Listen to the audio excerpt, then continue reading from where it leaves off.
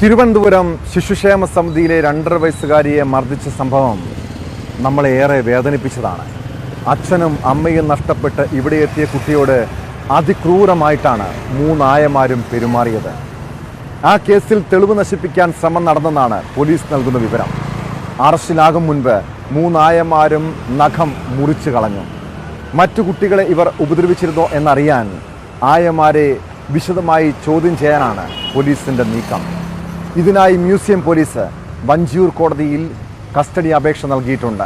അതിനിടെ കുട്ടികളെ പ്രത്യേക മെഡിക്കൽ ടീമിനെ നിയോഗിച്ച് വൈദ്യപരിശോധനയ്ക്ക് വിധേയരാക്കും.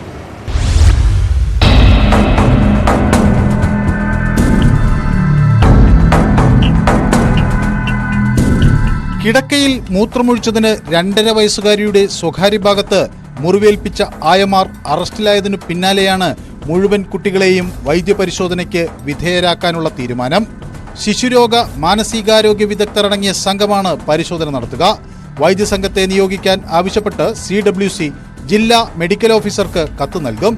കുഞ്ഞുങ്ങളെ വിശദമായ കൗൺസിലിംഗിനും വിധേയമാക്കും. കൗൺസിലിംഗിൽ എന്തെങ്കിലും തരത്തിലുള്ള പീഡന വിവരം പുറത്തുവന്നാൽ ശക്തമായ നടപടിയെടുക്കാനാണ് തീരുമാനം. കൃത്യമായ ഇടവേളയിൽ മോണിറ്ററിംഗ് സമിതിയെ കൊണ്ട് മിന്നൽ പരിശോധന നടത്താനും തീരുമാനിച്ചിട്ടുണ്ട്.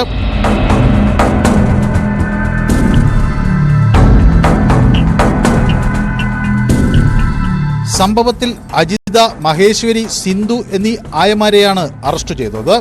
ശിശുക്ഷേമ സമിതി ജനറൽ സെക്രട്ടറിയുടെ പരാതിയിലാണ് നടപടി. 3 പേർക്കുമെതിരെ പോക്സോ വകുപ്പ് ചുമത്തിയിട്ടുണ്ട്. അച്ഛനും അമ്മയും നഷ്ടപ്പെട്ട് ശിശുക്ഷേമ സമിതിയുടെ സംരക്ഷണയിലെത്തിയ കുട്ടിയോട് അതിക്രൂരമായിട്ടാണ് 3 ആയമാരും പെരുമാറിയത്. വർഷങ്ങളായി താൽക്കാലിക അടിസ്ഥാനത്തിൽ ജോലി ചെയ്യുന്ന അജിതയാണ് മുറിവേൽപ്പിച്ചതെന്ന് പോലീസ് പറയുന്നു. മറ്റു 2 പേരും കുട്ടിയെ ഉപദ്രവിച്ചിട്ടുണ്ട്. സംഭവം പുറത്തുവന്നതിനു പിന്നാലെ ഒരാഴ്ച ഡ്യൂട്ടിയിലുണ്ടായിരുന്ന 7 താൽക്കാലിക ജീവനക്കാരെ പിരിച്ചുവിട്ടിരുന്നു. പ്രതികളെ വിശദമായി ചോദ്യം ചെയ്യുന്നതിനായി മ്യൂസിയം പോലീസ് വഞ്ചിയൂർ കോടതിയിൽ കസ്റ്റഡി അപേക്ഷ നൽകി.